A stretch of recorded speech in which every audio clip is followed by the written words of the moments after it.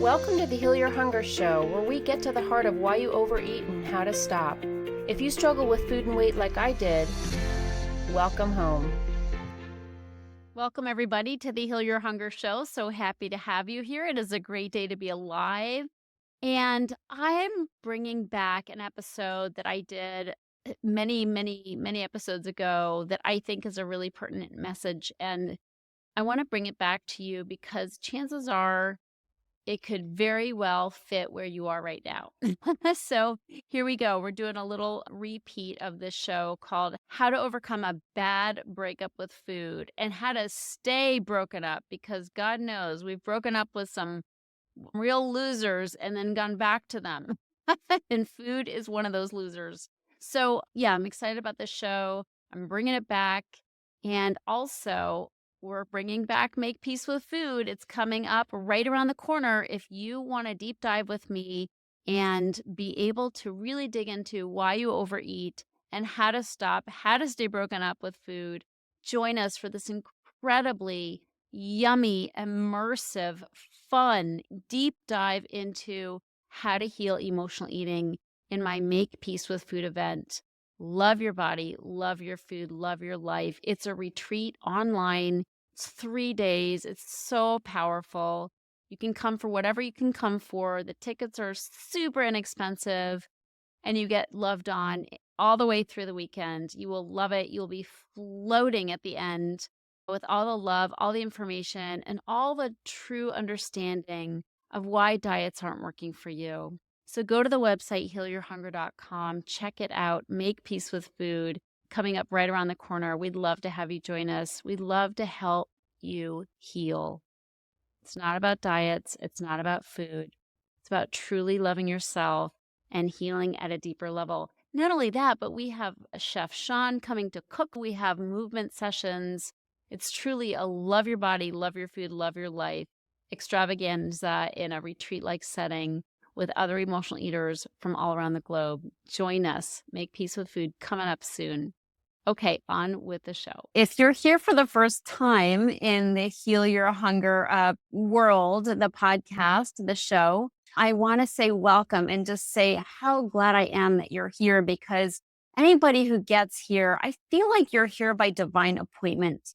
Like, it's not happenstance that you happen to be here. You know, you might have stumbled across it, but you probably put in some word in the search, like emotional eating or something like that. That's usually the best buzzword to get here. But I really believe that no matter how you got here, it is by divine appointment, and you have a divine discontent where you're not happy with your weight, you're not happy with your relationship with food, and you're not happy about doing things the same way you've done them for decades, meaning the diets, the roller coaster ride, the exercise programs, going up and down the scale, always feeling like you've failed.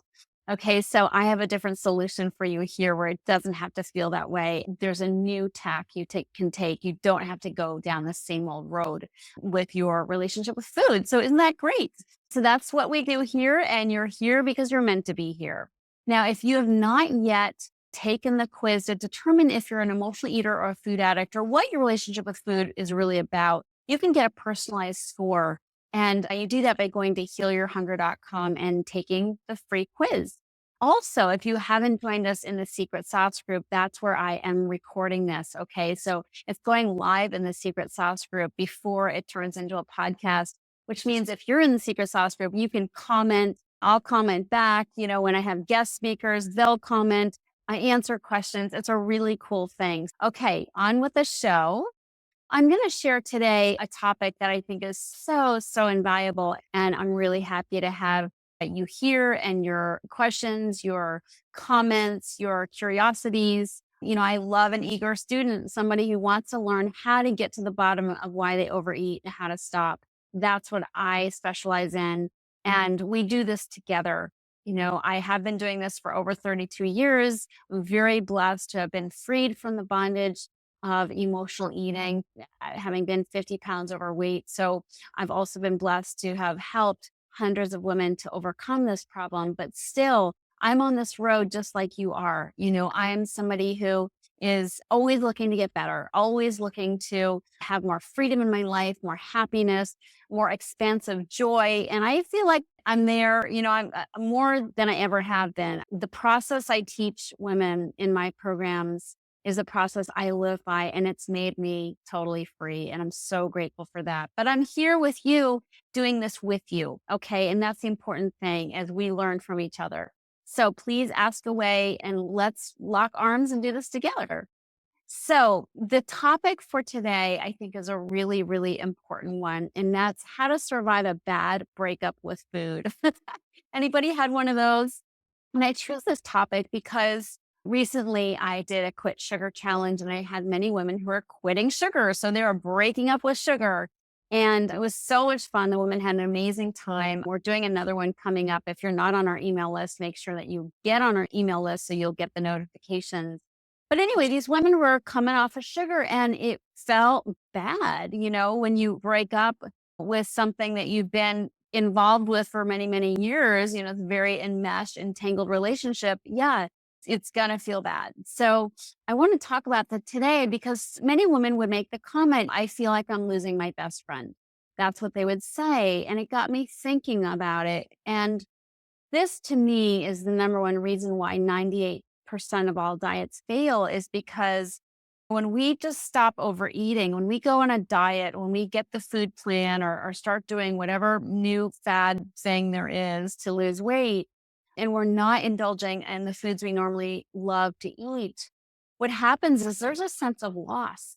There's a real sense of loss. And so that's what I want to discuss today on what to do about that. But let's talk about the breakup part because that is often bad. Okay. So when we're dependent on food, I mean, food is something we've been living with, we've been depending on for years on end, right? For decades, for a whole lifetime. I mean, I started overeating, I think, like at age 3 or 4. I mean, I was in a family that was fairly dysfunctional and we were all using something to kill the pain. And so I started my relationship with food, my dependence on food at such a young age. Okay. And so it was a lifelong habit up until the point where I got help. So it was a lifetime habit and I was suffering with it. But at the same time, it was everything to me. So do you relate to this? Do you relate to having food be your best friend? Like it's there for you no matter what, you can always turn to it. That's what people describe it as. Do you relate to food as being your lover, where you oftentimes rather be with the food than you would with your spouse? Because you get that quick fix, it's not messy and complicated like relationships with human beings are. It's just straightforward. The food's there for you, you eat it, you go to bed with it, you've got crumbs in your bed from binging the night before. It is like a lover, and it's a secret lover oftentimes. Right? We don't want anybody to know that we're overeating. So we hide it, we sneak it, we try to get other people out of our lives or at least out of the room. We want them to go to bed so we can sneak the food so we can eat in peace where people won't see us. And then we can go to town and nobody will be judging us. So it's like a secret lover, and it is there for us. It never says no. Food never says no. It's always like, yeah, let's do this. And it doesn't give us any flack, doesn't say, are you sure? No, food's like, yeah, come on. So it never talks back. It never says, have you had enough? Yeah. So that's what we love about it is it's always there. It's very dependable. Any hard times that we have, food is the thing that we turn to. I mean, comfort eating is so easy to do.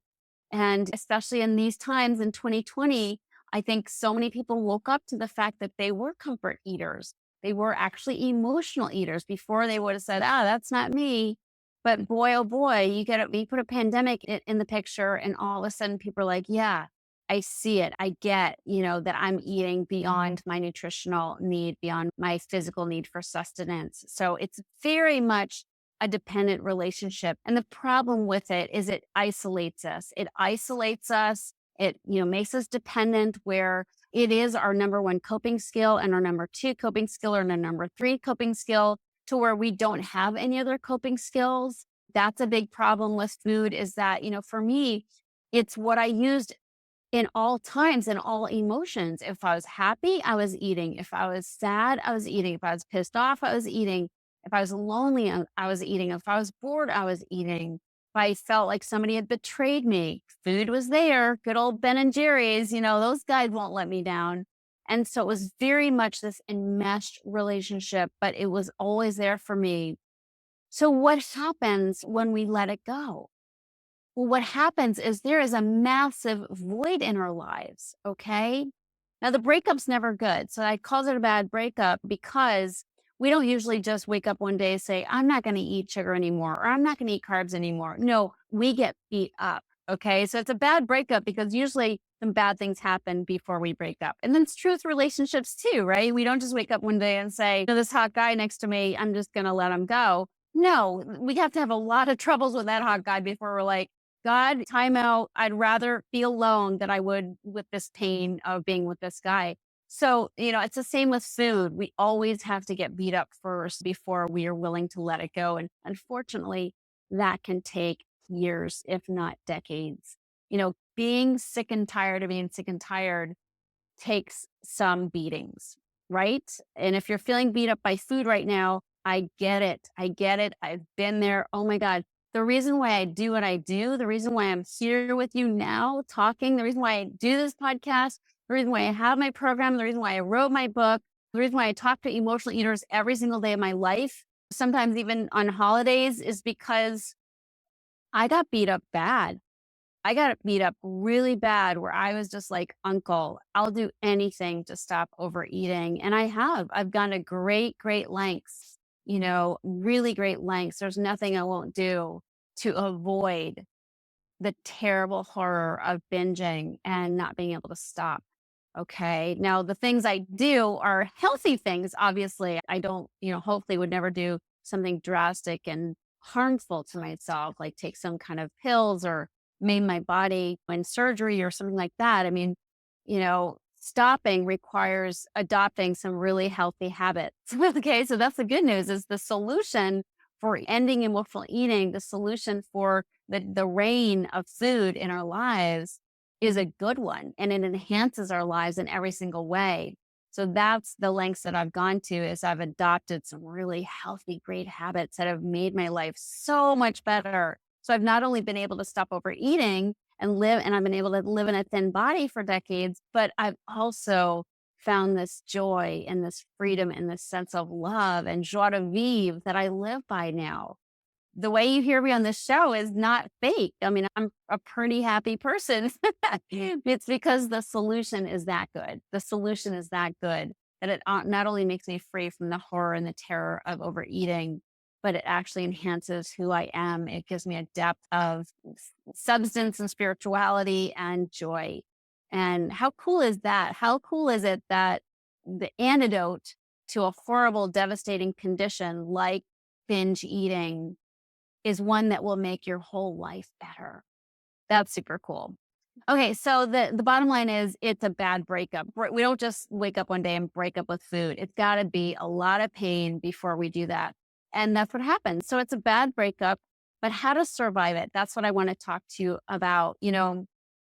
The reason why people go back to overeating time and time again is because they remove that excess food. They remove all the gooey, gooey, chewy foods from their lives, but they don't have anything to replace it with. So they've put all their eggs in one basket. Okay. And I did this. We put all our eggs in one basket where foods are everything. It's a highly codependent relationship.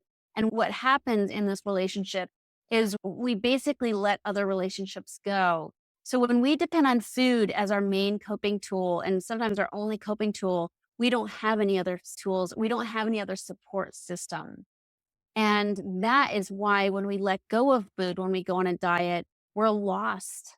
Okay, sure, we get high from losing weight and fitting into smaller clothes, but that pales, it fades and then we're stuck with ourselves and we have no other coping tools. So this is why it's so, so important that we develop a support structure under us. I'm going to use an example, a very personal example of this. I was in a relationship, many of you know, if you've been listening for a while, I was in a relationship with a man who happens to be the man who helped me break free, ironically, amazing man. I love him to this day. But, I was in a relationship with him and a romantic relationship, and it wasn't working for me. And part of what wasn't working way back when is that I was highly dependent on him. So I was very, very dependent on him for about 15 years. And then one day he got sick. He got sick physically and couldn't really be there for me in the way that he had emotionally. He just pulled out and couldn't be my rock anymore. And that was a terrifying experience because I didn't realize that I had put all my eggs in one basket. I didn't realize that I depended on him for everything, and I didn't have any other coping skills. Even though I meditated and prayed and I had a lot of self-care habits, but emotionally, he was my everything. And when he got sick and he could no longer be there for me while he was sick, I realized I've got to develop a bigger, breadth of support. And from that point on, I started developing that support system. I started reaching out to my family and, like sort of reconnecting with my sisters, with my mom. I also started really developing girl friendships, like women friendships, which I hadn't done that because, again, my husband was my everything. And similar to food, right? So when food is our everything, we let go of any other kinds of support systems or we don't develop them in the first place. And that's why when we let go of food, we're lost, we're bereft. We're like, I don't know how to cope. And that's how I felt when my husband got sick. He wasn't my husband at the time, but when he got sick, I was SOL, seriously SOL, not really knowing how I was going to get through. I just, out of necessity, I had to develop a new support structure. So the good news is that I did that. And over the years, from that time, I started developing friendships and relationships and finding things that matter to me, things separate from that relationship. And I think this was how I was able to leave that relationship eventually, which had some unhealthy dependencies going on. Not with me so much, because at that point, that 15-year mark, I decided I didn't want to be so dependent anymore. And I started growing out of it to the point that I felt able to leave the relationship. And so he hadn't done that, so my leaving him was pretty devastating for him. And he's experiencing a lot of grief. So I had no idea I was going to get this personal. Yeah. But anyway, I think it's a good example because, and we'll get through it. We'll get through it. He's getting through it. He's got God and he's got others. He's developing other support structures, which is fantastic out of necessity, just like I needed to out of necessity 15 years prior. But I bring that example up because it's just like food. When food is our only coping skill and we depend on it for everything, and then we try to remove it from our lives, excess food, obviously we have to eat. But, all the illegally treated foods, all the foods that bring us comfort, when we let go of those, but we don't have other supports in place, we can't sustain that. And that's why if you diet, you have to go back to the food time and time again. That's why you're self-sabotaging because you don't have new coping skills. And that's why diets are so stupid. I mean, 98% of all diets fail. Hello.